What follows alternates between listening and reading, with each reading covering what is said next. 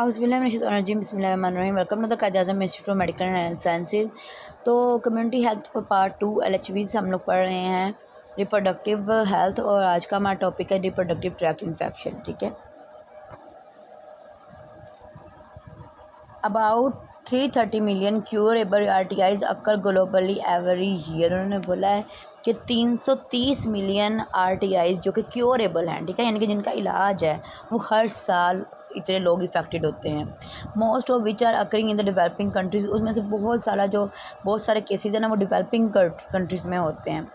As majority of RTI are transmitted sexually, उन्होंने बोला है कि जो मेजोरिटी RTIs होते हैं वो सेक्चुअली ट्रांसमिट होते हैं। Therefore these are mostly classified as sexually transmitted disease, इसलिए उनको सेक्चुअली ट्रांसमिटेड डिजीज़ भी बोलते हैं। Women of the developing countries including Pakistan पे a high role of untreated STDs resulting in pelvic inflammatory disease, infertility and ectopic pregnancy. उन्होंने बोला है बहुत सारी औरतें जो कि डेवलपिंग कंट्रीज़ में, जैसे कि पाकिस्तान में हैं, जो अगर तो वो STDs को अनट्रीटेड छोड़ देना, तो उसकी वजह से क्या हो सकता है, पेल्विक इन्फ्लेमेटरी डिजीज़ हो सकती है, उसको इनफर्टिलिटी हो सकती है, और उसको एक्टोपिक प्रेगनेंसी भी हो सकती है। कॉजेज़ ऑफ RTI, ठीक है, कॉजेज़ देखें जी। RTI caused by a variety of bacterial, viral and protozoal infection of the lower and upper reproductive tract of both sexes। यानी कि उन्होंने बोला है कि RTI जो होता है ये बैक्टीरियल भी हो सकता है, वायरल भी हो सकता है, और प्रोटोजोआ की वजह से भी हो सकता है, और ये दोनों सेक्सेस में हो सकता है, यानी कि मेल और फीमेल में दोनों हो सकता है, और अपर एंड लोअर रिप्रोडक्टिव ट्रैक्ट दोनों में हो सकता है।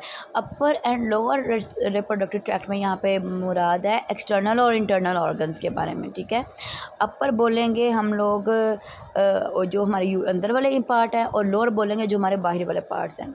ठीक है, टाइप्स ऑफ RTI देखें, there are 3 types of reproductive tract infection. Endogenous infection from inside produce with in the body. Infection are caused by over growth of organism normally present in the reproductive tract. उन्होंने बोला endogenous infection का मतलब होता है जो हमारी body में reproductive tract में हमारे जो मौजूद है ना बैक्टीरिया, उनकी ओवर ग्रोथ हो जाए, उनकी ओवर ग्रोथ से जो इन्फेक्शन होता है ना, उसको एंडोजेनस बोलते हैं, यानी कि हमारे अंदर के बैक्टीरिया खुद ही हमें इन्फेक्शन कॉज कर दें, उससे होता है। Iatrogenic, exogenous due to external cause, इसको एक्सोजेनिस भी बोलते हैं, ये तो किसी बाहर वाले बैक्टीरिया की वजह से हो सकता है। They are transmit from outside by the health care provider during vaginal examination, insertion of herb and other medication, inadequate septic technique during insertion of IUCD। यानी कि जब हेल्थ केयर प्रोफेशनल जो वेजाइनल एग्जामिनेशन कर रही होती हैं, अगर उनके हाथ साफ नहीं, चीज़ें साफ़ नहीं है, तो उस दौरान भी ये हो सकता है। कोई हर्ब्स जब हम इंसर्ट करते हैं, जड़ी बूटी वगैरह रखवाते हैं, जैसे दवाइयाँ वगैरह रखती हैं, कोई मेडिकेशन वगैरह रखवाते हैं, तो उस दौरान भी हो सकता है।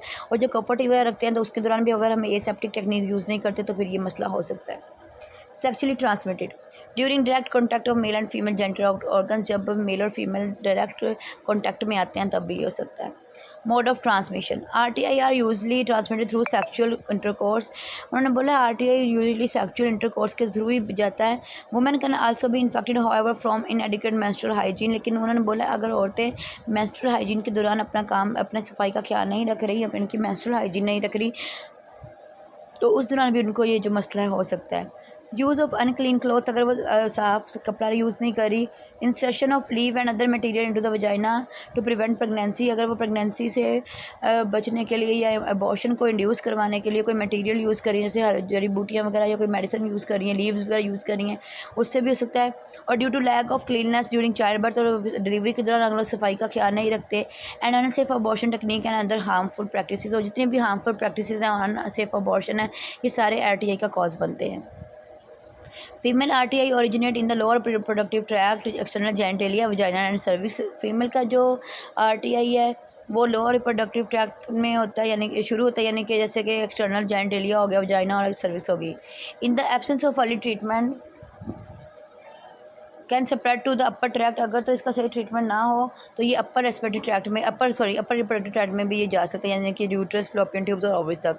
Infection can ascend from the lower to upper tract cause pelvic inflammatory disease, और जो इन्फेक्शन लोअर से अपर ट्रैक्ट में जाएगा वो PID कॉज करेगा, यानी पेल्विक इन्फ्लेमेटरी डिजीज़ कॉज करेगा। ठीक है, और However, the risk of upper tract infection rises dramatically during procedures such as IUD insertion, abortion, and childbirth, where unclean, unsterilized hand are और instrument are use in procedure उन्होंने बोला। लेकिन ये जो अपर ट्रैक्ट का इन्फेक्शन है ये वैसे भी हो सकता है, जैसे कि जब हम लोग IUCD इंसर्शन करते हैं, अबॉर्शन करते हैं, डिलीवरी करते हैं और हम लोग साफ़ सुथरी चीज़ें यूज़ नहीं करते हैं ना, तो उसके दौरान भी हो सकता है। Complications of RTI, the most common complications arising for RTI यानी कि रिप्रोडक्टिव ट्रैक्ट इन्फेक्शन से कौन कौन से कॉम्प्लिकेशन हो सकते हैं? वो जी इनफर्टिलिटी हो सकती है, एक्टोपिक प्रेगनेंसी हो सकती है, सर्वाइकल कैंसर हो सकता है, प्रॉब्लम इन सेक्स लाइफ और लॉस ऑफ लाइफ भी हो सकता है। ठीक है, RTI are the most common preventable cause of pelvic inflammatory disease which cause infertility in women. उन्होंने बोला है कि RTI वो वाहिद है जिससे पेल्विक इन्फ्लेमेटरी डिजीज़ होगी और उसकी वजह से इनफर्टिलिटी होगी।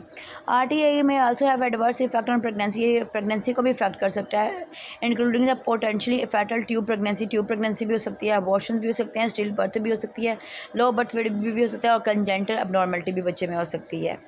RTI can cause emotional distress यानी कि ये इमोशनली भी उसको औरत को स्ट्रेस दे सकता है। पेन एंड मैरिटल डिस्कॉर्ड यानी कि पेन भी हो सकती है और उसकी मैरिड लाइफ भी इफेक्ट हो सकती है।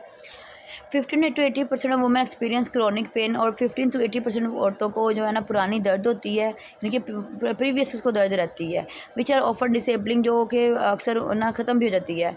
Further 20 to 20% women become prone to recurrent infection of the upper reproductive tract और 20 से 25% औरतों को जो है ना वो रिकरेंट इन्फेक्शन यानी कि दोबारा भी हो सकता है पर रिप्रोडक्टिव ट्रैक्ट का। RTI kill unknown 1000 of women each year. RTI से बहुत सारी ना औरतें जो है ना उन्होंने बोला हर साल मरती हैं।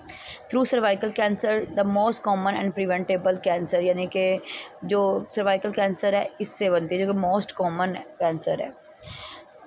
सम STDs increase the risk of transmission of human immunodeficiency virus. कुछ STDs उन्होंने बोला क्या करती हैं कि ह्यूमन इम्यूनोडेफिशिएंसी वायरस को ट्रांसमिट करती हैं, डेट कॉज एड जिसकी वजह से एड हो सकता है। The HIV epidemic can not be controlled unless STDs are control. जब तक उन्होंने बोला है STDs कंट्रोल नहीं होंगी HIV कंट्रोल नहीं हो सकता।